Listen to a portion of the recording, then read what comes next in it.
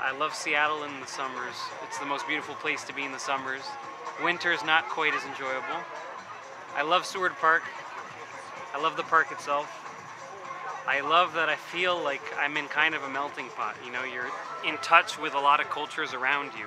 I wish I had more interaction with the different communities that are around. Um, People always tell this story that 98118 is the most diverse zip code in America. It's not, according to Google, but it's pretty darn close. I think the most diverse is like 98115 or something like that, like in Renton. But is there a common thread here? Unfortunately, I'm not sure there really is. I think the communities really kind of have. I mean, I think to me, a community is everything. Like it really defines your life in so many ways, how you see the world. I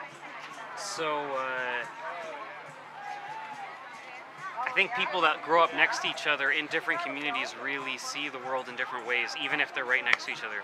So, yeah, like, so I grew up in Seward Park in the Jewish community.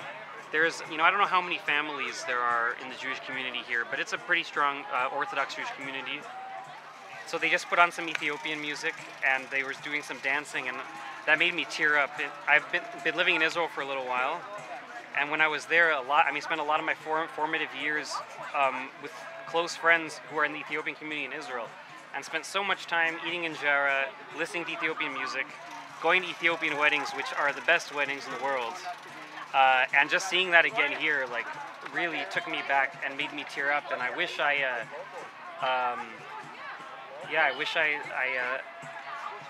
was around more of that. Yeah. Final thoughts. Final thoughts. The final thoughts is a question. I mean, for me, the question is, I know my neighbors on the surface. I know the edge of that circle, but I wish I could know what's happening inside more. And I have to. My question for myself is, how do I figure out how to do that? We'll see.